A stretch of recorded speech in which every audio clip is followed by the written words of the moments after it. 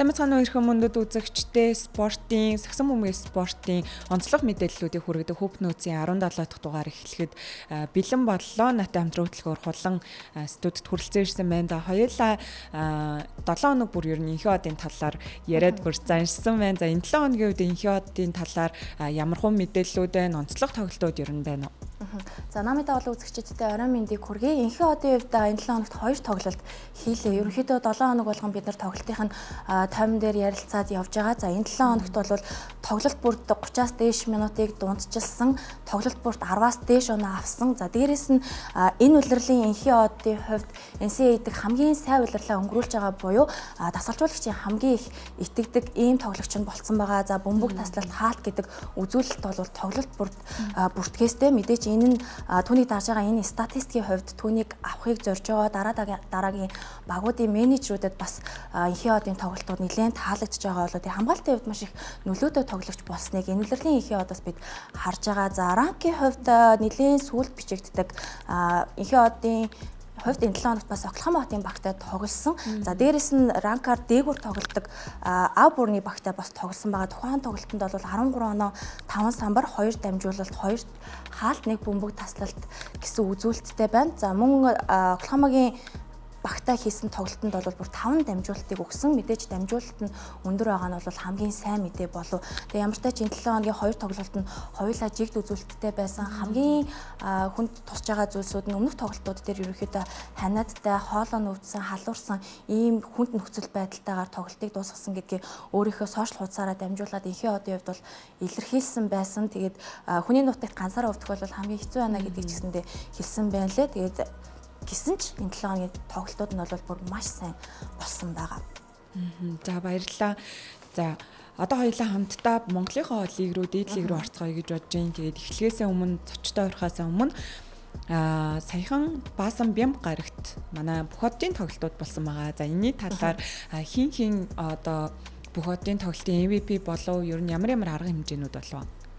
За энэ удаагийн бүх хотын тоглолт бол арай онцгой, бас өмнөхүүдээс шинэлэг зохион байгуулахыг ирмэлцсэн гэж харлаа. Дээрээс нь Монгол улсын хувьд бас FIBA-д бүртгэлтэй болсноос хойш бүх хотын тоглолт гэдгээр арай илүү онцлог байсан. Тэгээд энэ удаагийн бүх хотын тоглолтын хамгийн тод гэрэлтэх од нь би Булган Тамир гэж хүүг байсан болов уу гэж бодож байна. Тэгээд холимог оддын тэмцээнд оролцсон байгаа. Сагсан бөмбөг хайртай бүх хүмүүсийн бас хайрыг хүлээсэн өдөр нь байлаа. Тэгээд холимог оддын тоглолтын ялагчаар бол Улсын Арслан Орхонбаяр тимийн баг бол төрүүлсэн. За тэгээ ютубер Түшгийн хувьд шилдэг тоглогчоор шалгарсан. Зарим цагирган дээрээс давтлах үзүүлбэр бас тухайн өдөр болсон байгаа. Тэгээ Итүүгийн Ирвсүүд багийн тоглогч Баярт Эрдэнэний хувьд онцгой хол тасархай үзүүлэлттэй Слэм данкын тэмцээний авраг боллоо. Тэгээ маш шинэлэг гоё үзүүлбэрүүдийг бол үзүүлж байсан. За араас нь бол залуу оддын тоглолт болсон. Тим Рукисийн хувьд тухайн тэмцээний ялагч болсон. Тэгээд Инх хамрын хувьд үнэхээр онцгой өдөр нь байлаа. 34 оноо 9 самбартай MVP-гээр шалгарсан. За бүх хотын тоглолтын бас Coca-Cola-гийн нэрэмжит ур чадварын тэмцээн болсон тийм ээ. Ур чадварын тэмцээний үед бас их сонирхолтой байсан юм. За яа харахгүй талбай дээр бид нарын хараагүй удсан цөөнгүү эрхмүүд ирсэн байлаа. Тэгээд тухайн тэмцээнд бас цацаа тийм ялагчаар тодорсон. За тэгвэл эмэгтэй бүх хотын ялагчаар тийм хулангийн баг ялагчаар тодорсон. Тэгээд MVP-гээр нэр нь бол Өнөр Заяа шалгарсан байгаа. За 3 онооны шидэлтийн тэмцээний тухай бас дараагийн хэсгүүдтэй илүү дэлгэрэнгүй ярилцъя гэж бодож байна. Энэ удаагийн 3 онооны шидэлтийн тэмцээн арай илүү шинэлэг форматтай байсан. Гэхдээ энэ нь хэр оновчтой байсан бол өмнөх жилүүдээс хэр сайжруулж чадсан вэ гэдэг дээр бас ярилцмаар санагдаж байна. Тэгээд Team Mongolia баг Team International баг ялагчаар тодорсон. За эмэгтэй дээр нь бол Team Mongolia баг 3 онооны шидэлтийн аваргаар шалгарсан байгаа. За мэдээж тухайн бүх хотын тоглолтын хамгийн чухал эгзэгтэй мөч бүх хотын тоглогчийн ялагчаар бол дүлгөөний баг шалгарсан. Тэгээд MVP шагналыг бол дүлгөөн өөрөө хүртлээ. Энэ улиралд түүний хүртэж байгаа 2 дахь MVP шагнал болж байна. Тэгээд онцгой улирал гэдгийнх нь илрэл юм болов. Тэгээд бүх хотын тоглолтынхаа дэлгэрэнгүй мэдээллийг дараагийнхаа хэсэгт ярилцаад явъя тийм. Тэгээ дараагийн хэсэгт хоёр зочинтойгоо хамтдаа илүү дэлгэрэнгүй онцлог мэдээллүүдээр эргээд уулзцгаая. Нэвтрүүлгийн ивент тэтгэгчээр Дасандаа Буухан М-банк спортыг дэмжигч Тоёдаг албан ёсны дилер Топ Моторс ажиллаж байна.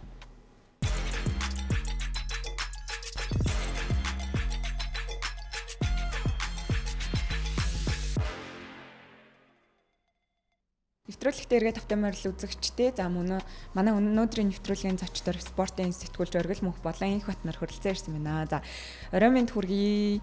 За сая бит хоёр бас All Star-ын тухай ярилцлаа. Та хоёр бас All Star хэрхэн болж өнгөрөө гэж харж байна. Яг 25 жилийн FIBA бүртгүүлсний 25 жилийн үрээнд зохион байгуулагдсан гэдгээр онцлог нэгдүгээр. Тэгээд түрүүн хэлсэнчлэн, хулгын хэлсэнчлэн бүх зүйлүүд ингэж нэг тийм багийн тий хамтаараа олноороо бид гэсэн одоо тийм өрөөнд зохион байгуулагдуу гэж харсан. Одоо бүхэл тэмцээнүүд жишээ нь холын шидэлтийн тэмцээн гэхэд багаар оролцох жишээтэй, ур чадварын тэмцээн ч гэсэн багаар оролцох жишээтэй. Би бол тэр талаас нь илүү шинэлэг болсон болов уу гэж ингэж харсан. Тэгээд бас ганц хоёр үзүүлбэртээр ярих юм байгаа. Энэ улирлын үед бас Fantastic Production-ы ганчулуу ах бас илүү найруулга дээр нь төлхөө ажиллаж өгсөн тий. Тэгээд ер нь найруулгын үед бас хэр санагдав? Тэр талаар Оргил Мөнх юу гэж харж байна? Ер нь гоё болсон л гэж бодож байгаа. Нэг тийм одоо хөтөлбөрийн алдаа ч юм уу, босрогдол ширэгдэл болж гараагүй шүү дээ. Хөгцүүлэг заасан цагтаа явсан дээ. Зохион байгуулалтын хувьд ямар нэгэн асуудал байгаагүй гэж бодож байна. Тэгээд тэмцээний хөтөлбөр тэмцээнүүдийн хувьд ч гэсэн ер нь шинэлэг байсан. Тэр ялангуяа тайлбар сууж байхад нөгөө холын цаг шидэлтэй тэмцээн багаараа уусан. Тэр бол одоо сонирхолтой санагдсан. Яг ихний шидэгч муу шийдсэн ч гэсэн дараагийн шидэгч нар нөхөд ороод ирэх жишээ нь. Бүр бүх зүйл бол тунд дэжгүй гоё санагдсан. 3 оны шидэлтийн тэмцээн дээр л би бүр маш сайн ярмаар санагдаад байгаа. Одоо өмнөх жилүүдэд зол жаргал ахыг ч юм уу те 3 шидэлтийн тэдэн удаагийн авраг, мөнх хат ахыг тэдэн удаагийн авраг гэд тоглогч нарын хувьд энэ цол нь өөрөө маш чухал юм болов. Тэгэнгүүт тим болоод ирэхээрээ энийг хүртэж чадахгүй болчихж байгаа юм л да. 3 шидэлтийн авраг гэдэг цолыг хүртэж чадахгүй болчихж байгаа. Энэ тал дээр юу гэж бодож байна? Ур чадварын тэмцээн дээр одоо домог тамирчид орж ирсэн шүү дээ. Ахмад тамирчид те. Тэрүүн шиг юун дээр холын цаг шидэлтэй тэмцээн дээр за А102 мөнх бол хинч байдیں۔ Те. Бас л одоо зодгоо тайлцсан сайн шидэгчд нар орж ирсэн бол илүү гоё болох байсан болов уу гэж тайлбар дээр ч гэсэн ярьсан. Тэгээд хувь тоглогчийн статистикийн зүгээс их юм бол чиний зөвлөлтөө яг аргагүй ирээдүйд те олон жилийн дараа холын шидэлтийн бид нар одоо азаах зоож ахыг мэдэн шүү дээ 5 удаагийн аврах гэл ингээд дурсаад ярьдаг. Тэгээд яг энэ хэмжээнд ингэж яригдахад дахиад нэг удаагийн тэмцээн дутчихна л гэсэн. Нэг жилиг бид нар алдчихна гэсэн үг тийм. Тэгээд Slam Dunk-ийн тэмцээн дээр бас онцолж ярмаар байгаа. Ер нь бол Slam Dunk-ийн тэмцээнд яг энэ удирдлын сүүлийн чухал тоглолтууд ойртчихсан болж байгаа энэ мөчд бол ялангуяа багууд тамирчид бэртэл гэмтлээс зайлсхий гэж ч юм уу яг энэ тэмцээнд оролцох нэг их тийм одоо сонирхолтой байдаг гэх юм уу та. Тийм ч учраас бид нар их олон ер нь тохох боломжтой тоглогчдыг хараагүй бах. Тэгээд ивэл хүртэл яг тоглолтын тэмцээнд ороод иж нэхэр ивэлтээс илүү маш олон тоглогчид байгаа шүү дээ. Тэгээд бүрэн потенциалаар болох юм бол манай лигийн Slam Dunk-ийн тэмцээн бол маш сонирхолтой болох байна. Энэ өөрөө ч сэтгэл түрээгүй юм байна те. Тийм би бол баяр тэрнийг төрүүлсэнд баяртай байгаа. Яа тэгэхээр тэр залууг ямар олон жил яг энэ цомыг авахыг хүсэж ирснийг дэндүү сайн мэднэ. Тэгээд түүний өрсөлдөгч байх хэмжээнд байсан тоглогч бол байсан. Тэгээд Элмороос суулны хэцүүлэг үлээжсэн. Тэгээд бэлдээгүй юу эсвэл тийм одоо хаанг хандсан уу эсвэл хангалтгүй. Бэлдээгүй юу гэдэг дээр ер нь бэлдэх боломжийг олгоогүй юм шүү гэж би бас айгүй их бодлоо. Маргадын хувьд өнгөрсөн 7 оны дугаар дээр ч гэсэн би ярьсан айгүй хүлээлттэй байсан. Тэгээ ер нь тоглогч нарын өгсөн ярилцлагыг харахад мэдсэн даруйдаа бэлдсэн. Гэтэ тэр хугацаа нь арай бага байсан юм шиг бол надад санагдлаа. Оролцох хүсэлтэй байгаа бол за хэрвээ жишээ нь юу гэдгийг те All Star-ын тэмцээн 1 сарын 19-нд 1 сарын 20-нд болно гэх юм бол нэг сарын өмнө лигт мэдэгдчих те энэ жилийн All Star-т би Slam Dunk-ийн тэмцээнд оролцох хүсэлтэй байна. Ингэж одоо өөрийгөө нэгж харуулмаар байна гэх юм бол үхэхгүй байна. Ер нь бол оролцох хүмүүс их бага байдаг гэсэн. Тэр ялчгүй инх хотелснэр нөгөө шахуу тэмцээн дээрс чухал тоглолтууд ирж байгаа болохоор илүү тэрэндээ анхаарсан дээр бас арын альбанаас ч юм уу бас тийг зөвлөлтөө байхад л гэж харж байна л да. За яг үндсэн бүх оддын тоглолт хэр өрсөлдөөнтэй болов. Одоо бид нар талбай дээр ажиллаж байсан учраас сайн мэдчихээн. Тоглогч нар бол бүх оддын тоглолтоор үнэхээр жаргалтай энергитэй ямар ч нөгөө хамгаалт авахгүй. Энэ тоглолт эхлэх юм нь уул муушаа хаас авсан ярилцлаган дээр бид нар бол гэхдээ хамгаалал гэж бодож ин гэсэн. Гэхдээ яг талбай дээр бол хамгаалалт байгаагүй. Тийм тал дээр ямар бодол? Надад бол энэ жилийн All Star тэр тоглолт ямар ч тийм entertainment юм бол байгаагүй гэж санагдсан шүү дээ. All Star мэдээж одоо ингээл нэг амт твж тоглодог зүйл бол биш шүү дээ. Айл болох тийм флаш юм үзүүлээл үзэгчтэй татах хөгжөөх зорилготой. Энэ үлрэл бол ерөөсөө ордонд байсан үзэгчдэр ингээл нэг л хэмнэлээр авчихсан шүү дээ. Довтлогын ангууд наалгаад шал. Тэр одоо нөгөө тэр чинь эхний нэгдсэн дээдлэгийн Олстроо яадаг үлээ тэгээ боловсрол мөнгө төвшөөр ингээл нэг хоорондоо шидэлцдэг ч юм уу. Энэ үйлрэл бол ерөөсөө тийм байсангүй. Тэгээ нэг яг үнийг хэлэхэд гоё тохиолдож бас харсангүй шүү дээ. Өнгөрсөн үйлрэлт ирэхэд дүлгүүн мөрөө 360 эргэж мөрөө гоё тогтдог.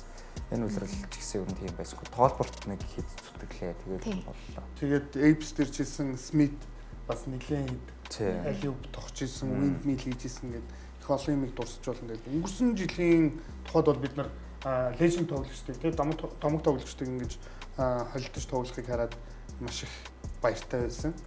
Тэр бол их шинэлэг байсан. Энэ жилийн тухайд бол нэг их тийм оргил мөнхийн хэлтгэр entertainment зүйл байсан гэдэг. Нэг хэмлэр авцтай. Ялтчгүй бас эмэгтэй тоглолтоос харахад ч юм уу те болроо бүжгэлдэг гэдэг ч юм уу те босоод гоё ингээ бүжгэлдэг. Тэр нь одоо 3 дахь улиралтай байх байсан гэдэг ч юм уу. Индрагийн гоё оролтууд огт харагдаагүй гэдэг ч юм уу. Тиймэрхүү юмнууд яг харахгүй бас ажиглагдсан. Түрүү нөгөө Нами дурдж штэ Боги ах муушуу хоёрын trash talk-ийн талаар өнгөрсөн жилийн бүхэлдийн тоглолтын. Тэгэн гурт энэ жил тийм зүйл болоогүй бас гол шалтгаан нь нэг багийн 8 тоглогч нөгөө өрсөлдөгч 2 багийнхан 6 тоглогч байхаар эдгээр бүгдээрээ ингээд дотор маш их нөхөрлөл харагдаадсан байхгүй юу. Ямар нэгэн тийм биф гэдэг ч юм уу би энийг хаалдаг байхгүй юу гэсэн нэг үзүүлээд өгдөг байхгүй юу гэсэн нэг тийм амар хинээс ч тийм зүйл харагдаагүй гэж би бодож байна. Зүгээр MVP-ийн өрсөлдөөн дээр Нами бит хоёр яг энэ талд сууж ирсэн. Тэгэн гурт дүлгөө ерөнхийдөө MVP авах нь тодорхой болоод эхлэн гурт үлцэн орших тэндээс гамбатрыг дайруулахыг хүсэж эхэлж байгаа байхгүй. Яг тийм л зүйлүүдийг маш их хүсдэг. Бид нар угаасаа сагснаас харахыг хүсдэг зүйл тэр. Гэхдээ тэр энэ удаагийн бүх хотын тоглолт дээр маш бага байсныг дурдмаар байна да. Одоо тийм хүмүүс 2 жилийн өмнөх хөлөө одоо Дек ах чинь 50 оноо авдаг. Тэгээ тэрэн дээр ч гэсэн ингээл бүгд яг ингээл бүр үнэхээр MVP-ээр үн зүтгүүлээл тэгээ бүгд Дек рүү өгдөг ч юм уу. Тэр нь ч гэсэн бас амар сонирхолтой байдаг ч юм. Тэр жилийн All-Star чинь хэдий ингэж Декийг пүүшилж байгаа ч гэсэн бусад тоглогчдын entertainment зүйл хийсэн. Их баясгалан тогч ийсэн, дөлгөө мөрөн 360 хийжсэн тий. Дек гэснээс саяны тоглолтоор манай Дек тоох гэж хэд үзв. Үнэхээр бол. Тэгээ хаа сүүл рүүгээ болцсон л доо. Дүүтэйс 3 руу оролдлого бол байсан тэгээ бөмбөг нь нэг хүзүүдэж байгаа л ерөөс яг амжилттай болсон тоглолт байгаа. Байхгүй хаа тий. Энэ дээр бас нэг надад амар таалагдсан зүйл бол Шарваахын ур чадрын тэмцээний үеэр тоох гэсэн оролдлого. Тэр хэдий ороогүй ч гэсэн амар гоё харагдсан. Бүр ингээд хүүхэд нас ингээд эргээд ирж байгаа юм шиг. Надад бол их гоё санагдсан.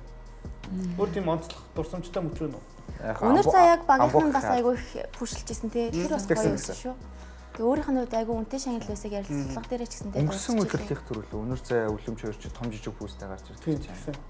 Тэгээ бас яг нэг жижигхэн гэсэн бас л entertainment дээ. Өнөр заяа ч амар том 40 дайрсмаар юм. Пүүс мөстэй үгүй. Сая ярих гэж байна. Ахыг хийгшгэлтийг ярьж байгаа. Амбук хэнэ. Тэгээ ахаас үлдсэн байлээ. Тэр доороос яагаад ярьдаг шиг хүн байсан байлээ гэж. Яриагаар намбук гэж алдаг байсан бол эсвэл шүү. Тэгээс эмэгтэй засны одоо Монголын домгол юмда Бурайдын алтан цагийн хичээгээ харах гоё байлаа. Нэг шидэлт алдснаас бусдаар гоё байсан. Яг тэр ур чадварын тэмцээний сонголтууд бол маш их таалагдсан. Тэгээ Слэм банкын тэмцээн дээр зүгээр хувийнхаа үзэл бодлыг илэрхийлэхэд надад нөгөө жижиг биетэй тоглогчид өндөр өсөлттэй, тесрэлттэй тоглолтуудаа гүйцэтгэхээр айгүй гоё харагдаад байдаг байхгүй. Тэр утгаараа бас эвэлтийн хэрвээ оролдлогууд нь ондолтой болоод исэн бол эвэлтийн өсрэлт юм гоё тоглогч байсан юм уу гэдгийг бүр онцгойрч харагдахаар өдрөн байсан юм шиг бас надад санагдсан. Эрхэм бэлгчин бүр амар өсөрт. Хоёр үлдрээс үнхээр амар түлхэгчтэй юм шүү дээ. Хөнгөн гарч ирж байна. За тэлгүй хав за бас энэ 7 хоногт маш онцлог мэдээлэл гарч ирлээ. Өчигдөр буюу яг BCH Knights тоглолт дуусны дараа ижил бол тасгалжуулагч Facebook дээр пост оруулсан байсан. За тэр пост нь одоо ямар утгатай пост вэ гэхээр BCH Knights багтаа хамгийн сүүлийн тоглолтоо хэллээ. Бүгдэнд нь баярлаа гэдгийгсэн байсан. Энэ нь багасаа ер нь бол одоо ингээд гарч байгаа тим пост байлээ л дээ. Энэ талаар юу гэж харж байна?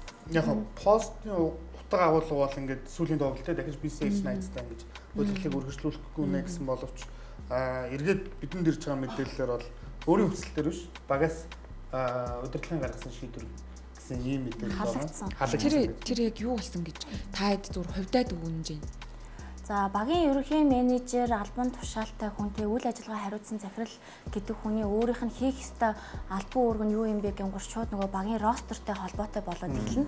Энэ зун BCH Knights баг юу хийсэн бэ гэж харахаар багаа залуужуулах буюу маш их шинжилгээг хийсэн, бүрэлдэхүүнээ маш их өөрчилсөн, ер нь 70-аас 80% гэдээ хэлэхэд баг хэлсдэггүй ийм их өөрчлөлт багт байгаа.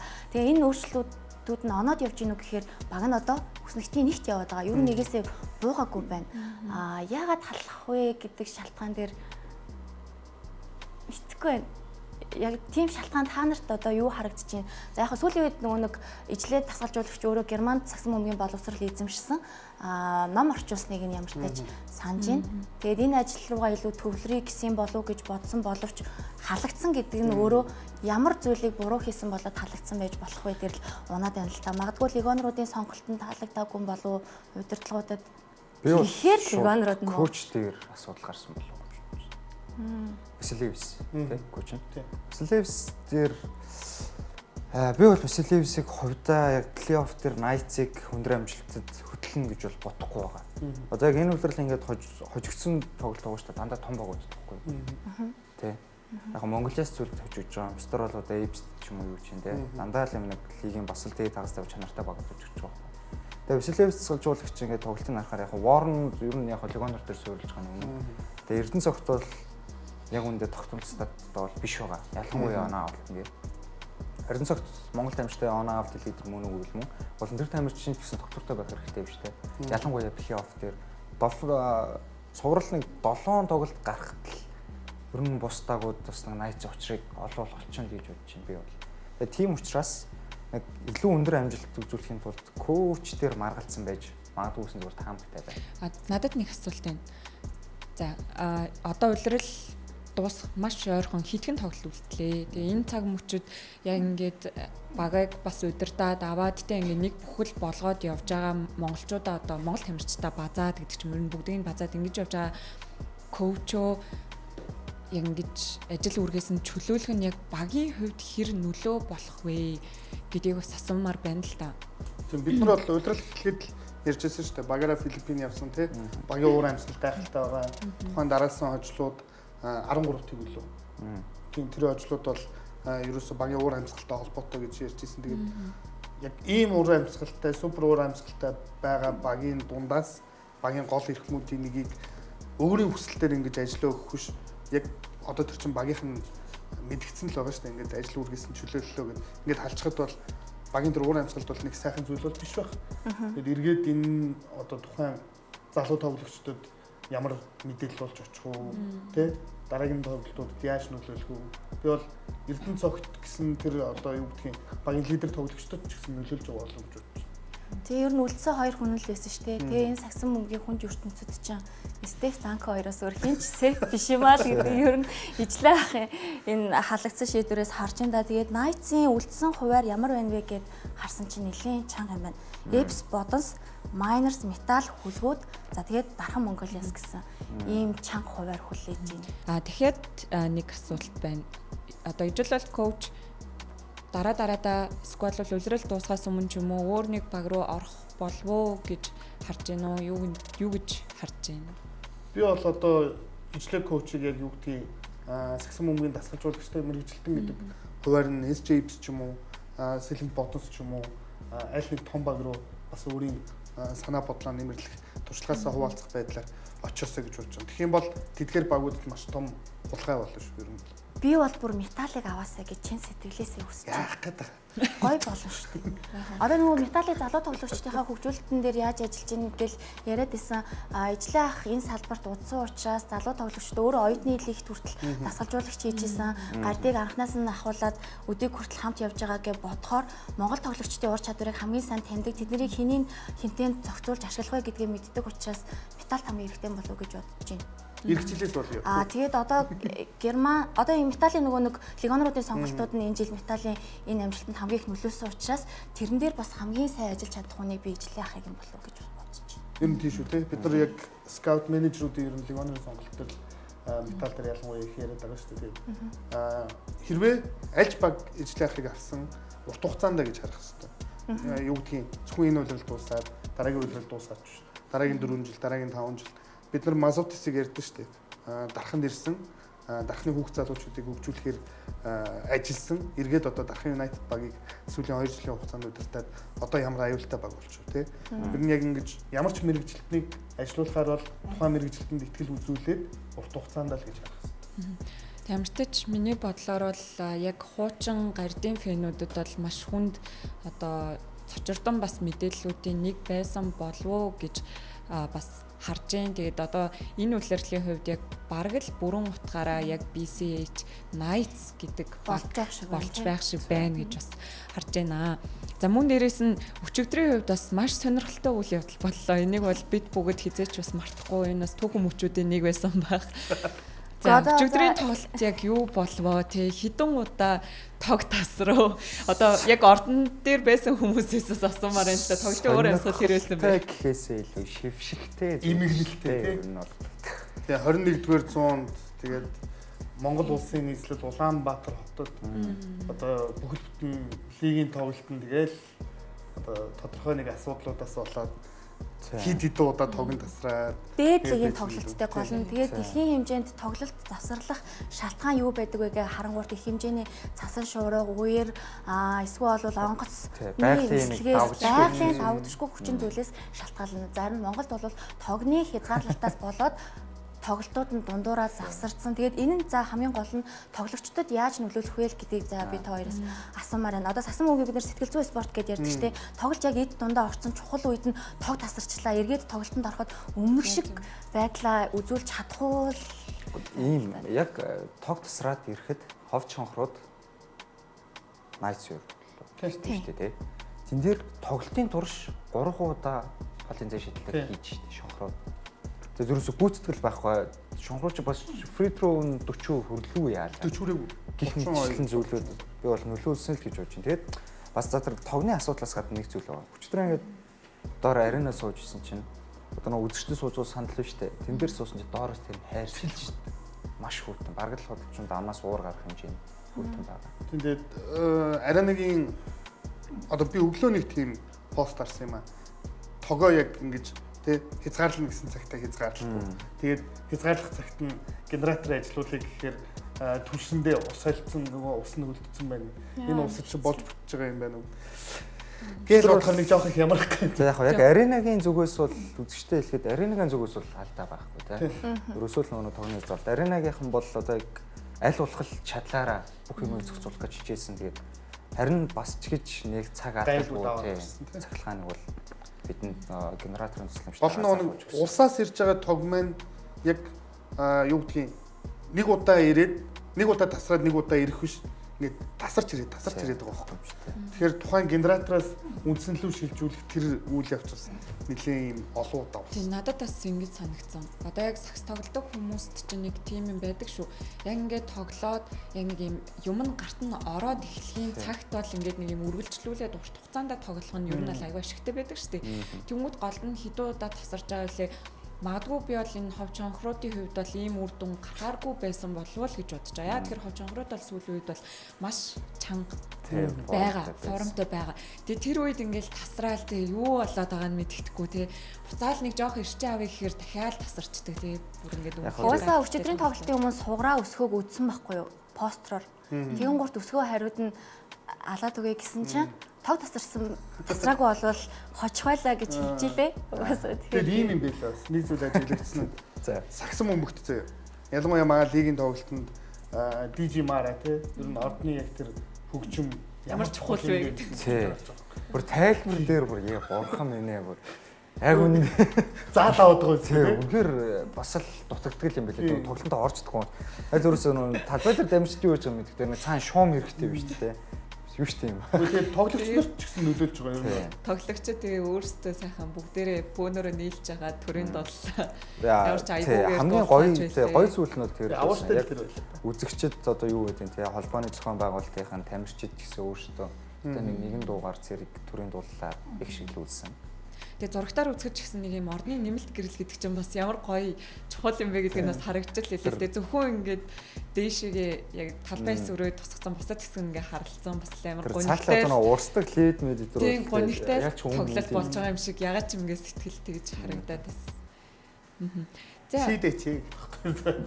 Тийм хизээ нэгэн цагт одоо шийдэгдэх одоо байлгүй дээ л гэж одоо бас харж байна.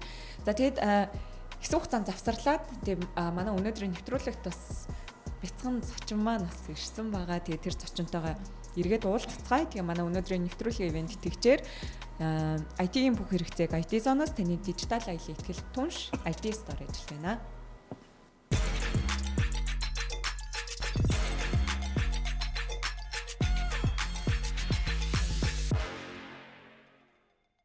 Нэвтрүүлэгтээ эргээд тавтамаар л үзэгчтэй нэвтрүүлгийн ивент тэтгэгчээр хамтаа төрүүлж аргалах нь Unitel Сагсан бөмбөгийн спортыг дэмжигч Coca-Cola нар ажиллаж байна.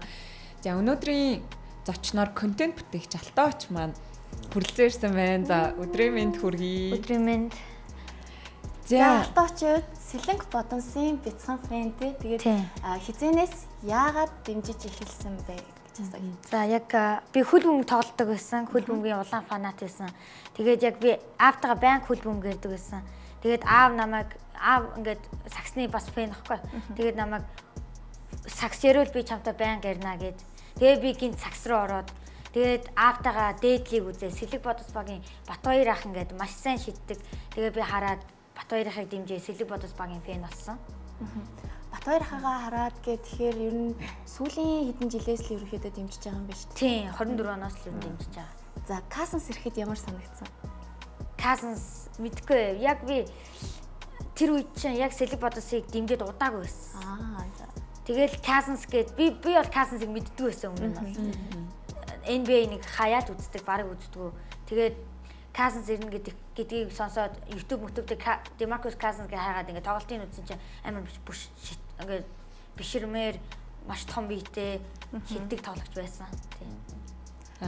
Тэгээ Алтоочийн хувьд бас Сэлэнг Бодонсынхоо тухай контент хийдэг. Мөн дээрээс нь одоос YouTube эхлүүлээд бас яг дээдлигийнхаа бүх тоглогч бүх одоо багуудын талаар ярьдаг болчиход байгаа шүү дээ.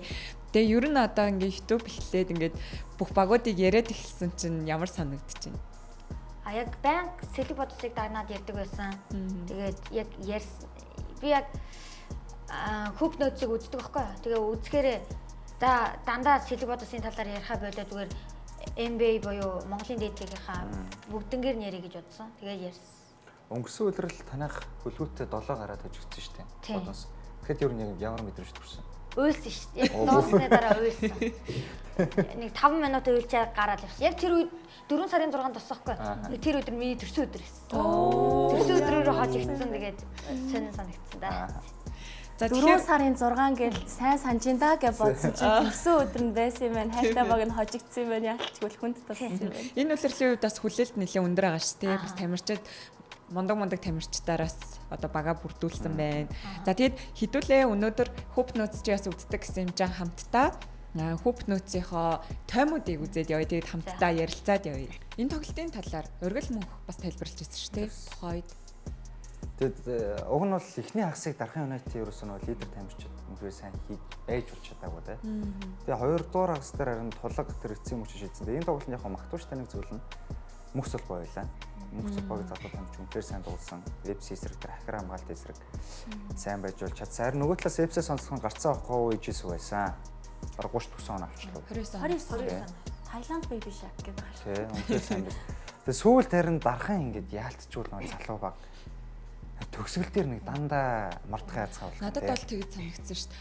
Дархан United арай л эрт яг ингээд лидер тоглогчд нь алдаанууд хийчүүдээ гэж харсан.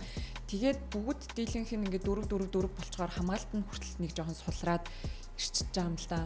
Тэгээд хожицгоор тоглолтын дээр бас гарцаахгүй энэ тоглолтод 2 легионер тамирчид нь бол би таар байсан гэж хэлсэн. За яг хуу Bryce Johnson-гийн хувьд гэх юм бол яг хуу эхний 3 үеэл сайн байсан. Оноо авалтаар бол бага хангалттай амьд болгож чадсан те. FC сүйтэй чуцрахгүй байсан. Тэгээд 4-р үе дээр хамгаалтын яа үсэг байгаагүй. Харин нөгөө талын Нельсон дээр нь дамжуултын дэ үсэг байсангүй. Бүр үнэхээр хэцүү зав. Би бол Нельсон дээр бүр яг Бодонсын Ахмад Нельсон хоёрт одоогийн байдлаар бол үнэхээр дургу байна. Ерөөсөө дамжуулт байхгүй. Алтаач яваа. Ер нь Монголд ирсэн Аз импорт тоглогчдаас ер нь хамгийн их оноо авсан баг ээжээсүү байх гэж би бодож байна. Ер нь бол эргэлзэхгүй баха. Ер нь тийм байх. Ээжээсүү. Би ээжээсүү ер нь анх ирэхэд нэг тим амар тоглохгүй байх жоохон тарган штэ зааж байна. Тэгээд тим амар сайн тоглохгүй байх гэж бодсон чинь дарахын минутаа бол маш сайн тоглолтыг үзүүлж чадсан. Яг сүүлийн хідэн тоглолт дээр бол ижээс бол бүр үнэхээр гайхалтай тоглолтыг үзүүлээд аа яг өөрийгөө илүү харуулж байгаа багтаач гэсэн нэгдэж байгаа нь бас тэр юм болов уу гэж харж байна. За тэгээд Джеймс Карнег ирсэн байгаа болохоор угаасаа одоо сайн тоглохгүй бол аюу хэцүү шүү дээ.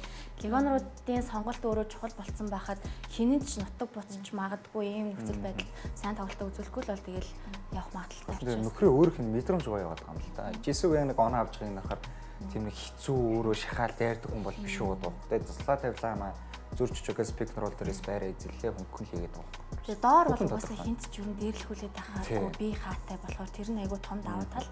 Тэрийг бол анхны эсрэг 2 нэмэлт цагт сайн ашигласан даа л гэж. За энэ тоглолт дээр бол яг Дархан Юнайтедийн хожигдсан бас шалтгаан нь яг харахгүй бөмбөг алдалт юм болов уу гэж харагдаж байна. Тулаг эхний 2 үед 6 бөмбөг алдсан тийм. Тэрэн дээр бол уг нь барагтаа бөмбөг алддаггүй хүн бас яагаад бөмбөг алдалт хийчүү гэдэг дээр бас Эпсийн хамгаалалт санаа зовимжил харж исэн. Эпс ер нь эсрэг баг айгүйх бөмбөг алдуулаад байна уу та. Ер нь бөмбөгтэй холбогч дээр үнэхээр хэцүү тийм нэг тойрох хэцүү нөө дарамтсан амтууд эпсээс ялангуяа үлзий өршин тэр нэг эсрэг нэг хамгаалж үнэхээр зүгээр байна. Тэгээс энэ тоглолт дээр харахад эхний баг 3 үе байхаа 3-аас шидэлтийн хувь 7% тийм. Таар бас. Үнэхээр бас цочирдсан мэдээ байсан. За энд бас манай бага тэргүүлсэн тоглогчид харагдж байна. Бас сая яг оргил мөнхийн хэлдгэр мөнх залбаа бол энэ тоглолтод бас үнэхээр гэрэлтэж чадсан. За Нельсны хувьд болохоор 19 оноо 2 самбар илүү онооч авах боломжтой байсан болов уу гэж би бас хараад байгаа юм. Нельсон яг уг нь за үнэхээр одоо тэр дамжуулах нь одоо дүүрчтэй.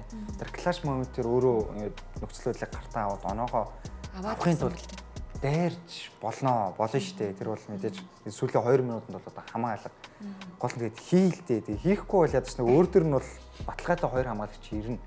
Тэгээд задлалтай тийм 2 хамгаалагч ус хамаагүй тэгээд хэцүү үдлээс дайрах юм. Тэгээд тийм хэцүү үдлээс угаасаа л орох магадлал бага штэ. Надад талтаачаас асуух аюу чухал асуултууд байна. Одоо Эпс дүлэрлийн үлдсэн ердөө 4 тоглолт үлдчихэж байгаа. Энэ 4 тоглолт нь хүснэгтийг тэргүүлэх бүрэн боломжтой 4 тоглолт буюу учрааны хувьд бол давуу гэж хэлж болохоор юм билээ л дээ. Тэнгуурт Эпс нэгээр гарвал танаа баг 8-аар гарвал плей-офф дахиад таарах магадлалтай байна. Эпс чиний хувьд ер нь чамааг энэ үйлрэл хэр сандрагч юм? Эпс ер нь эхний 3-т явж байгаа 3 баг бол гуруула хамгийн хүчрхэг багууд. Тэгээд Эпсээс ер нь бол хамгийн том ажин яг дөлгөөн байгаа тий. Энэ бол хамгийн эвгүй баг бол Эпс ах. Гэтэ нэг юм анзаарж байгаагаар өмнө жил ч гэсэн энэ жил ч гэсэн стил ингээд Эпс 3-т ягаалах. Нэг анзаарж байгаа. Англи 3-т явж байгаа. Тэгвэл Алтаочийн хувьд яг энэ үйлрэл бас яг Сэлэн Бодонсын өмнө нь хөгжөөнд дэмжигчийн хувьд дээр байгаа 3 багаас хинтээ таарахгүй байхыг хүсэж байна. Хасын үлгүүт. Хасын үлгүүт аврах шүү дээ. Тийм аврагаас бүгдээрээ залуу тамирчид А102 байна, Барс бол байна тийм үст. Тийм хасын үлгүүдээс л хамгийн айж. За тэгвэл үргэлжлүүлээд хүлгүүд тэгвэл ямар багаас айж энэ 7 хоногт хүлгүүдийн хийсэн нэг тоглолт нэлээд анхаарал татлаа. Тэгээ сагс сонирх хүчтэй хувьд ч гэсэндээ албаар хожигдсан гэсэн үгнүүд ч гэсэндээ байна. Ерөнхийдөө тактикийн хожигдол гэдгийг бид нар юунаас анзаарч болох вэ гэд харангуурт хүлгүүдийн тасгалжуулагчийг бид нар ямар хүн бэ гэдгийг мэдэн штэ. Характерын хувьд баг руугаа дандаа одоо сайн тоглохыг шаарддаг, ойрлдог, завсарлага ойрхон захиалдаг, хамгаалалт нэгтдэг. Гэхдээ энэ тоглолтын дээр хүлгүүдийн тасгалжуулагч арай өөр характертай байсан уу гэвэл тийм.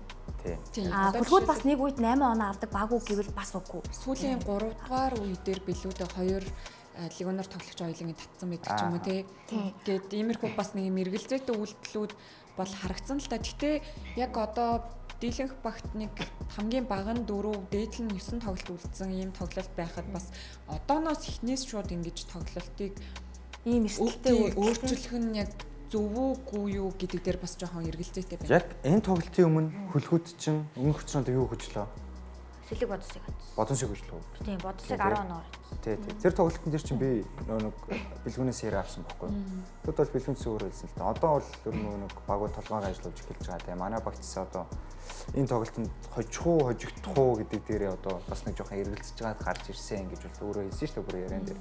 Гэхдээ одоо энэ үгнүүд бол Монголоос маш муухай сонсогдож байгаа. Ягаад тэгэхээр бүлгүүд хожигдож болдоггүй баг юм уу хожиж болно шүү дээ тийм. Монголоос үнэхээр бас сайн байсан уу гэвэл үнэ гой тоглолтоо үзүүлсэн. Харин хүлгүүдийн хамгаалалт нь сул байсан уу гэдэг дээр би хүчээр хамгаалахгүй байгаа юм шиг. Гол нь одоо хүлгүүчид лигийг оноо авал хамгийн бага оноо авалтаар тэргүүлж байгаа шүү дээ. Энд хамгаалтын үзүүлэлтээр тэргүүлж байгаа баг байхгүй. Энд одоо ингээд 4-р үе эхэлж байгаа 76 оноо олцсон баг жишээ нэ тий. Одоо чи энэ дээр юу анзаарав? Монголиасын талаар нэг үзүүл хэлээ. Тэгээд Монголиас ингээд 5 удаа хоцсон байгаа шүү дээ. Бүсгүүдийн арга тавьж байгаа. Гэтэ надад бол Монголиас одоо найраа байхгүй байх гэж би бодож байна. Одоо нэг хэдхэн тоглолт үлдсэн. Тэгээд плей-оффт орох хувь нь ер нь бол маш багассан гэж бодож байна. Бас ухаалт хэлжлээсэн л да. Бид нар өмнө нь багаараа тоглож чадаагүй байсан. Тэгэд яг энэ тоглолт дээр бол бүрэн бүрэлдэхүүнээрээ тоглолоо. Тэр нь ч гэсэн бас тоглолтод маш сайн нөлөөллөө гэж харсан. Тэгээд энэ тоглолтын үед бол дамжуулт 23-15 гэж юм л да. Тэгэд тэргүүлсэн минут бүр хэцүүлгүүд нэг ч минут тэргүүлээгүй. Гээд харахаар Барс бол тэр өдөр ямар хөө байсан бэ? Үнэхээр таарсан шүү дээ. Барс суултын тоглолт маш таарсан. Яг хуу за хүлгүүд гэхээс илүү жоохон Монголиас ирчихээ те. Эхний хагас Монголиас яг яач тоглолтог үнэхээр хүчтэй эхлүүлсэн. Сүхбат чинь эхний хагас маш олон шийдэлтийг амжилттай болгосон. Галуи хамгаалалт бол мундаг байсан. Тэгээд Байерн Уэсли за эхний үеийн бараг төгсгөл хэсэг сэлгээгээр орж ирээд яг л хийдэг юм аасан те. Довтлогооны оновч өндөртэй байсан. Монголиасын үед эхний үеүүдэд 5 шийдэлтэнд 5-3 онооны шийдэл гурлаа яг 100% таагаар орсон гэдэг үзүүлэлтсэн байсан шүү дээ. Тэгэхээр бол би бас яг хүмүүс тэгж ярьж байгаа ч гэсэн надад бол тэгж амар юм дээшээ доошоо гарахын төлөө Монголианс нэг хожигдоогүй байх л гэж би бол харж байгаа. Бидөө тактикийн хожигдол биш байсан гэж бодож байгаа юм байна. Мэдээж ингээд багуудад чинь нэг уналттай үе, босолттой үе гэж бас байна шүү дээ. Тэгээ тэрнээр тэрний өмнөх өдрөлөө айгүй ойрхон зайтай хоёр тоглолт болчихж байгаа байхгүй юу? Азагийн бас өөрөө хэлсэн байсан шүү дээ. Бүх оддын тоглолтын маргааш нь тоглолттой гэд бодохоор л бүх одд дээр өөрийгөө дайчлах нь хэцүү санагдсан гэд. Тэгэхээр хөлөөдөө хувьд хуваарийн хувьд чанга байсан уу гэвэл бас үнэн шүү. Тэгээд ийм чанга байсан нь бас тодорхой хэмжээнд нөлөөлсөн болов гэж бас. За өнгөрсөн 7 хоногт бид нэр Омофе явах уу гэд ярьжсэн чинь оройн халагдсан явцсан байсан. Одоо бол Таиландд байсан уу? Тоглохоор бүр гэрээллээд явцсан байлээ. Тэгээ оронд нь BCL-д өнгөрсөн жил хөлгүүдэд тоглож исэн хүнээ авчирлаа. Маш зөв ухаалаг нүүдэл юм болов гэж бодсон. Ягаад тэгэхээр би биенийхээ тоглолтыг бүгдээрээ мэднэ, хөлгүүдэд ямар нэг өөрчлөлт ороогүй учраас гэхдээ нэг л уусахгүй байгаа харагдсан. Оргил юу гэж бодож байна нэр? Яг Чимангад эхний тоглолтын дээр яг нэг бодонсын эсрэг Чимангад атгуулах учраа болохгүй байсан юм. Тийм яг үнэ. Тийм. Тэгээ яг тэгээд сүүлд Монголиастар бол учраа олсон. Чиманга яг нэг өөрөө хамгийн гол давуу тал нь баруунслахаагүй яаж хийж байгаа байхгүй нэг доор атгуулчих юм бол тийм.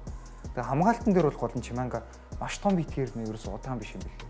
Хамгийн том давуу тал нь. Ямар ч тоглогчдод яг өндөөс Галуи тийм тухтай байлгаагүй шүү дээ Монголиас эсрэг. Хамгаалалт бол надад бүр автолгоноос илүү сайн санагдсан. Алтаач J Scrub-ыг ер нь мэдээллүүдийг авсан багт нь ирсэн байгааг мэдчихэж байгаа тийм. Аха ямар тоглогч санагдаж байна? Танаа багт хэр зогцох юм шиг байна да. Зогцол ах л та. Яг амар тесрэлттэй юм бэлээ. Би өөрөө бодон сагтаймд явдаг байхгүй юу? Тэгээ бэлтгэлээ тарчаа яж хахад Сэлэг бодосын ах нар маань бэлтгэлээ орох гээд байж исэн. Тэгээ би жоохон бэлтгэлийн суугаад үзсэн. Тэгсэн чинь J Scrub өөр дөрөө ганд нэгээр хаяад амар хүчтэй тогссон. Тэгээ 3-аас сайн шийдтiin бэл.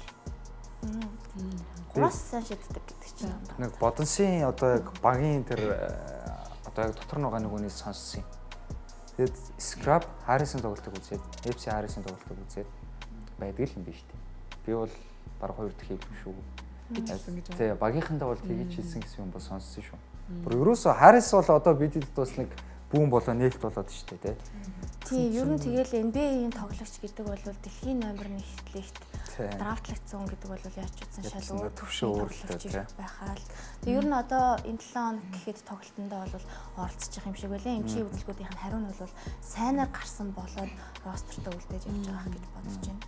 Тэгээс бид нар өмнөх 7 хоногт бас ярьжсэнчлэн эмэгтэй тоглолтуудын маань одоо бас плей-офф тун удахгүй дуусах нэ. Яг тэгэхээр 10-т болон Pirates багийн 6 дахь тоглолт гарсан байгаа.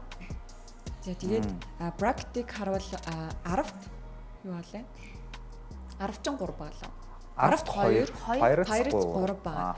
За эндээс харахад бид нэр анх бол яг 3-0 байж хахад ер нь эргэж ирэх хэцүү болчлоо даа гэж харж байсан бол бас боломжтой харагдаад эхэлж шүү. Өөтөж 10-т бол мэдээж энэ цуврал бол яг шүүрдүүлэх цуврал бол анханасаа биш байсан тийм. Яг үнэ. Тийм. Дор хижил 2 хижил болон 3 цаашлаад гарах ийм л тоглолт байсан. Тэгээд яг 10-т багт боломж бол байгаа. Мэдээж бас боломжгүй зүйл гэж байхгүй шүү дээ. Тэгээд ерөөсөө яг нэг тоглолтын үзэх тайлбарлах болгонд үнэхээр хэцүү санагдж байгаа нэг зүйл нь нөгөө л нэг би тэгээд тайлбар болгон дээр зөв өвдөн үзэд орох болгонтой хийж байгаа сэлгээ 10-т багаас. Өчигдөр ихэд 6 тамирчин багийнхан бүх оноо яг тэнцүү зургуулаа 10-аас дээш оноо аваад хожиж байгаа байхгүй. Сэлгэнээс ямар ч оноо авалт байхгүй. Нэг оноо авж байгаа нь хин Bright Kennedy сэлгээний лиг оноор нь л авч байгаа. Сэлгээ гараад ирвэл тоглолтын төр зураг өөрчлөгдөх гээд байгаа юм байдал үүсэж байгаа тий. Легонрууд дээр нь юу гэж бодож байна? 10-ын үед легонруудаа арай эрт авчираад илүү хурдан жоохон хоорондоо нийцчих хэрэгтэй байсан юм болов уу? Яг плей-офф хэлхээс нэг цөөхөн хэдэн тоглолтын өмнө аваад ирэхээр жоохон уусах байгаа төр зураг ажил. Тий. Тэгээд нөгөө талаас Pirates Steps болон Blanks яг нэг багт ороод удааг үзсэн. Хойлоо Монголын лиг тоглоо удацсан төгтөл байна шүү дээ. Steps бол бүр нэг тоглолтын арга барилыг мэдээд байгаа байхгүй. Нөгөө зөрөө Bright Kennedy тэр тамирчны өөрх нь хувийн намтар болсон тийм. Африкийн одоо MVP бүх Африкийн MVP болж ирсэн юм шүү дээ. Африкийн дотоод хэлийг. Тэгвэл Монголд ирээд бас нэг манай Монголын лиг арай басаад ирсэн ч биш магадгүй гэж бол бодож байгаа. Тэр нэг талбай дээр характер нь харахаа. Нэг манай дотоодын тамирчтай нэг жоохон тийм илэг барих маягтай яг баг дотроо дотоодын уур амьсгал гоё байгаа. Багийнхан дагуу айгүй гоё харилцаж байгаа тийм. Сэлгэний саналаас. Тэгвэл эсрүүгийн тамирчин дээрхэд өчигдөр бол бас айхтар нэг хүнд 2-3 алдаа шууд гаргаж илээ шүү дээ. Ямар ч тийм юу байхгүй тийм. Тоглолтын тэмцэл өрнөл эхлэегүй хахад шууд ч бол яг тэр нуруунаас нь амар төлөвсөн шүү. Гэх мэтлэн зүйл дээр нэг эсрэг багийн тамирчин дээр жоох хатуу байх тийм хандлага бол харагдаж байгаа. Кеннедигээс. За тэгэхээр хэдүүлэн хамтдаа эрх тоглолтын хүснэгтийн байраа бас харцгаая. Тэгээд хүснэгтийн хувьд бол бас одоо багуудын эрх одоо яг биднийг ямар тоглолтууд хүлээж байна вэ гэдэг нь бас харагдаж байна. Хэдүүлээс илүү ярилцах юм нь яг ямар тоглолт хүлээж гин дээшээ гарах магадлалууд хэр байна гэдэг талаар ярилцах та. Миний хувьд бол шууд хүснэгтийн доодгасаа ирж маар л санагдаад яг 8-аас 10 дугаар байна. Одоо юу гэж биш Монголиас болон металл хоорондоо тоглоно. Тэ. Тэнгүүд металлын дараагийн учраанууд ер нь дандаа хүснэгтийн доодгас юм багууд эсрэгээр Дархан United-ийн учраа ер нь л дээд гас юм багууд. Дархан United-тэй. Тий. Тэгэхээр одоо ингээд харангуут Дархан доошоо унаад металл дээшээ плей-офф руу гарахыг ч үгүйсэхээр үл болчлоо. Тийм боломж бол бүрэн байна тий. Дээрэс нь Miners нэг хэцүү зүйл байгаа нь одоо хоёр тоглогчийн гэмтэлтэй болчлоо. Тэгэхээр Miners-ийн тоглолтын хуваар бас нэлээд олон байгааг бас харж штэ. Тэгэхээр Miners тэр хувааруудыг гэмтэлтэй тоглогчгүйгээрээ яаж давах уу гэдэг бас их сонирхолтой. Хүшээ тэр бодон Night чи хоёр дараалал бодонтой хүн. Хоёр тоглолт дараалал. Тийм билээ. Танахтай юм шүү дээ. Танахтай юм шүү дээ. Юу бодож байна? Өглөөний эхний тоглолтын дээр Сэлэг Бодонс Night суудсан тий. Би тухайн тоглолтыг очиж үзсэн л дээ. Тэгээд Warren хараад бол би амар биширсэн. Warren бол аюултай хүн байсан. Тэгээ одоо хүртэл статаа сайн үзүүлээд ер нь бол галзуу тоглолтоо үзүүлж байгаа да. Сайн ингээд одоо лигийн 10 багийг харахад заяа. Чиний хувьд за төрүүлэх нэг багаа хэлээд тэгээ доошоо одоо плей-оффоос гадуур тэгээ өсөлтийн Евролд дах 2 баг гэвэл ямар багуудыг сонгох вэ? Евролд орох бол Mongolians, Darhan United. Бишрэг металл багт бол ер нь бол ингээд дээшээ гарах хувь бол маш байгаа. Тийм тэгж үзэж байгаа. Төрүүлэх нь дээшээ гарна гэж бодож байна. Би хасын өлгүүд Apes 2-ын нэг нь л ах. Гэхдээ бас BCH Knights авах магадлал байгаа. Гэхдээ BCH Knights хасын өлгүүд хоёр ч үзээд ер нь бол хасын өлгүүд хожсон байгаа гэдэг тийм ээ. Apes илүү байгаа. Тийм. Юу, Сэлэн Бодонс хожихгүй юу? Бодонс мэдг хэцүү л байгаа. Яагаад гэж бодож хэрвээ ирээд багтаагаа уусаад илүү сайн тоглолтуудаа үзүүлвэл ер нь боломж бол маш байгаа. Тийм. Яг Scrap дээр нэг юм хэлэхэд Scrap-ыг бодон савчрахад хамгийн том нөлөө үзүүлсэн Cousins гэх юм бол бас дуулцсан шүү. Өмнөх 7 хоног ч гэсэн сэлжсэн шүү дээ. Тийм үү. Таад ирсэн. Ярьсан. Cousins өөрөө Scrap-ыг захиалсан гэж. Тий. Ер нь бол захиалсан байх өндөр магадлалтай юм билээ бас. Тэгээд цаагаар бас нарийн холбоо байх шиг үлээ судлаад үзгээд. Бас боломж байгаа. Тийм дээ. Тэгээ тэр хоёр чи хоёулаа клиперс байсан байгаа даа. Тэгээ багийн фэн юм чинь багтаа хамгийн их итгэх ёстой шүү дээ. Чи төрүүлнэ гэж ярих ёстой байхгүй. Гэхдээ бас бусад багууд нь энэ хэмжээнд л чамайг айлгаж байгаа юм байна. За нэгэнт яг бодонсыг ярьсан юм чи өчтөрийн тоглолтын хэлцэж цусган дурдчихгүй. Бродерстай. Тэгээ тэрхүү тоглолтод яг хэрвээ бодонс очих юм бол өсөлтийн 8-аас 7 руу илүү 7-аас 6 руу илүү 6 руу орох гэсэн тийм. Нөгөө тэсгээр бродерс хожигдох юм бол доош унах тийм аюултай тоглолт байсан. Тэгээд бодонс хожсон. За эхлээд фанатаас сууя. Тэрхүү тоглолтыг өрн дүгнэлт бол танай багийн тоглолт ямар болов? Чиний бодлоо. Ер нь бол маш муу болсон. За. Уг нь эхний үед бол маш сайн эхлүүлэлт 10-аад онооны зөрүүтэй болсон. Тэгээд хамгаалтын алдаанаас болоод ер нь бол бариулсан гэж бодож байна. Тийм. Ер нь бол ширүүн урамсгалтай бол. Тийм. Тэгээ хоёр легионерын хувьд бол хоёулаа их сайн тоглохгүй л энэ да. Ер нь Ахмад J-Scrub хэрвээ ирвэл Ахмад орог жигдэх байхаа гэж бодож байгаа. Илүү Ахмадыг явах байх гэж бас харж байна уу тийм. Ахмадын тоглолтын сэтгэл дундуур гоё тийм. Тийм, дундуур гоё. Миний хамгийн сүүл хаснаар бол 11 сарын 26-нд тоглосон SJF-тэй тоглоход Ахмад ч амар тоглолт үзүүлсэн шүү дээ. Тэрнээс хойш ер нь Ахмад алах болсон. Байхгүй тийм. Байхгүй. Яагаад даалга болсон гэж мэдгүй. Одоо тоглолт нь ерөөсөө орж ирэхгүй, 3-аас ерөөсөө тийм амар оруулахгүй тийм л. Анандаас асуусан сэтгүүлчийн асуулт танаас багт юу дутагдж байна? Энд нь хариулахдаа холбон тоглогч гэсэн. Тэгэнгүүт энэ асуулт шууд утгаараа тулгатай холбогдож байна л да. Тэгэнгүүт тулгын тоглолт чамд ямар санагдчих? Би юу ч хэлж чадахгүй. Тулга ах чинь миний ах байхгүй. Хэрэг. Тийм шүү дээ. Бодос ахтай би хөвгтөөс багшийн муулмаар байна. Ахыгаа муулмаар байна. Тэгэхээр бас жоохон сэтгэл дундуур байгаа гэсэн үг. Тулга ахаас нэг залуу тамирчин болохоор тийм алдаа дутагдал бол байгаа. Тиймэр л. За өчигдрийн тоглолт руу эргээд ороход за Brothers ялч бас нөгөө төсвөлийн асуудал дээр болчихж байгаа байхгүй тий. Уг нь бол ингээд нэг иргэн ирдэг баг гэвэл мөн үү гэвэл мөн. Тэгээ төсвөлтөр бас л муур ялцчихгүй нэг тэр товтлоо бодиттой болгочих юм дээр муур нэг буруу шийдвэр гаргаад өөрөө бөмбөг алдаад товтлооны алдаа гаргаад хоёр дараас нь бөмбөг алдалт болоод Brothers-ийн ер нь төслөл хэцүү болчихж байгаа. Эсвэргээрээ бодонсоос өчигдөр яг Brothers бариад оноо илүү гарсан чинь хэн аварсан гэхээр дэлгэр нэм Монх одоо дүлгэн гэсэн хоёр тамирч яг нөгөө туршлагатай хоёр маань авчиж байгаа байхгүй. Дэлхийн сууд суужгаад дэг сууд суужгаад талбай дээр орж ирээд алдаатай товтлохыг нэг дараас нь 5 он авчлаа гэсэн тий. Доороос хоёрыг нэг нь алдаатай болоод тэр ерөөсөө тэр тоглолтыг буцаж юу руу шилжүүлээд бодонсын тал руу шилжүүлээд сүүлд маш хэрэгтэй нэг товтлооны самбарыг дүлгээ аваад өөрөө ахиж доороос оноо оруулгаад ер нь тэгээд тэр хоёр л тоглолтыг шийдсэн. Тэгээд яг статистикийг харж байхад дүлгөөнөөс одоо бол яг үндэ хуучны Brothers-ийн дүлгөөн шиг те одоо хуучин Суперлигийн дүлгөөн шиг 20 оноо болон 15-аас дээш оноо хүснэ гэдэг бол одоо авцалтайг болчихлоо шүү дээ яг үндэ. Өчтөр бол дүлгөөн 10-15 гэдэг үзүүлэлт үзүүлчихэд бүх юм болчихлоо тийм. Ерөөсө плей-оффын турш, улирлын турш ийм тоглолт үзүүлчихтэл Бодонс бас сонирн болгондоо бас тохиолдсон нэгээс. Brothers-ийн тухай бид нэр төдийлөн ярихгүй байна. Өнгөрсөн 7 хоногт багийн эзэн нь бас мэдээлэл хийлээ. Манай багаас хинч бүх холын тоглолтод оролцсонгүй. Энд маш их сэтгэл дундуур байгаагаа илэрхийллээ. Тэгээ энэ тал дээр бас зүгээр хувийнхаа үзэл бодлыг илэрхийлэхэд багийн лидер нь хэн байна вэ гэдгийг чухал юм уу? Тэгэнгүүт бусад багуудын лидерүүдийг харахаар Монгол тоглогч нар лидер байгаад байна. Завхан Brothers-ийн лидер хэн бэ гэнгүүт таны толгойд бүгдэнд нь л Маккензи муур буух байна. Тэгэнгүүт магадгүй баасан доржийг өөртөө илүү сайн пүүшлэгч юм уу за дүлгэн бүрэн бол яг гэмтэлтэй учраас ингээд тоглохгүй байгаад байна гэдэг ч юм. Монгол тоглогч нараа илүү энэ багийн ирээдүй болгож харуулж чадахгүй байгаа ийм дүр зураг Brothers бол надад ажиглаж байна. Бас миний бас харж байгаагаар Brothers ер нь жилээс жилтэл ер нь 5-аас 6 дугаар хүснэгтийн байраар гардаг тий. Тэгээд тогтмол ерөөсөө дээшилсэн ч юм байхгүй доошилсан ч юм байхгүй. Энэ нь бас яг ямар менежментийн асуудал гараад байна. Мөн дээрээс нь магадгүй зөвхөн зөвхөн Brothers-ийн фэнүүд л мэдээд өнгөрсөн байж магадгүй.